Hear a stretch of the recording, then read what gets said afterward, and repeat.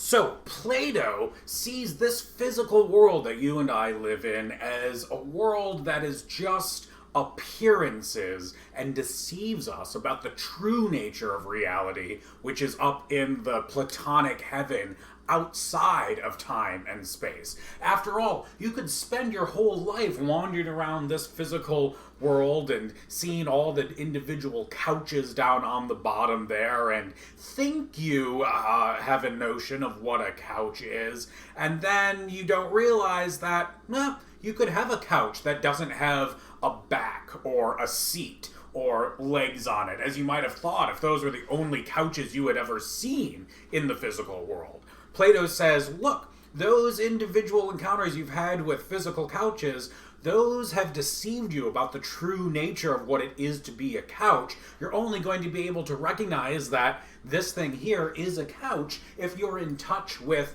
the ideal form of couchness that's in that Platonic heaven. And so Plato says, look, in this world we live in, we are constantly bombarded with sensations and perceptions that deceive us about the true nature of reality. Here's a couple more. If you're looking at this image, you might think, oh, wow, it's like the screen's really bright at the center of that image. I promise you, the white color at the center of that image is exactly the same color and exactly the same brightness as the white stripes that are at the edge of the photograph. You could print this out again on a piece of paper, it would have exactly the same effect. So your perception of what's going on here, the appearance of this image, is deceiving you about the true nature of reality. Same here, if you're seeing the kind of orangey, purple, and green spheres, that is a deception. I promise you, once again, every single one of the spheres in this image is the exact same color. If you perceive them to be different colors, this physical world has let you down yet again and deceived you about the true nature of reality. If you don't believe me, take a look, just pause the video, put your eyes really close to the screen, and you can see that each sphere is the same color. If you're not getting the illusion, pull back from the screen a little bit and look at it from a distance. You'll probably see different colored balls there.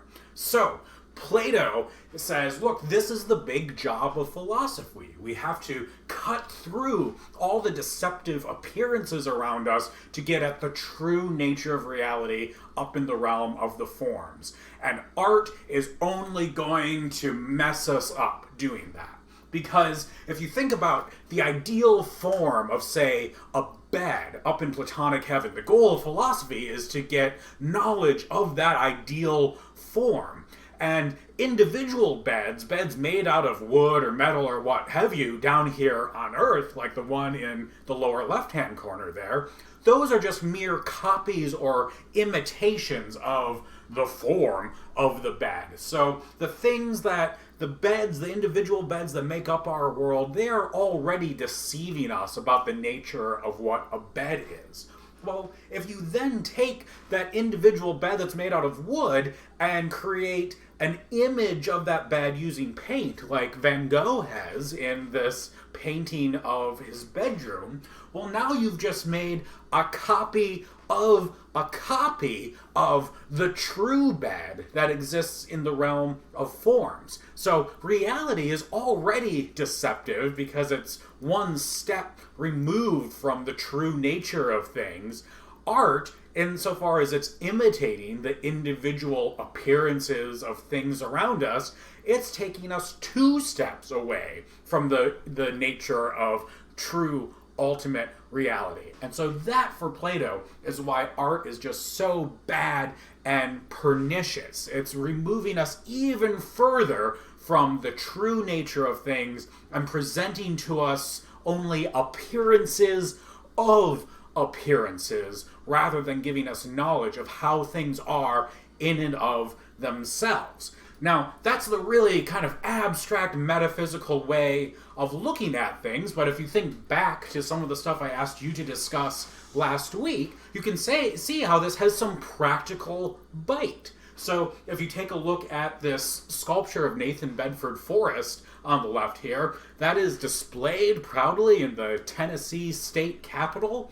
If you look at that sculpture and just pay attention to its appearance, you might think, wow, what a noble man who must deserve honor in the state capital of Tennessee. He looks like he has this penetrating gaze of moral rectitude, and that appearance might deceive you into thinking that he's this great guy, whereas in reality, he was a Confederate soldier who led the massacre of hundreds of black Union troops who had already surrendered during a battle. And the fact that this sculpture portrays this honorific appearance in the Capitol is out there, it might deceive you about the true horrific nature of both Nathan Bedford Forrest's crimes and also the crimes of the Confederacy in general. And so there's where you can see, aha, Plato might be onto something there. We shouldn't be displaying art in public like this because it's just going to deceive people about the true nature of reality.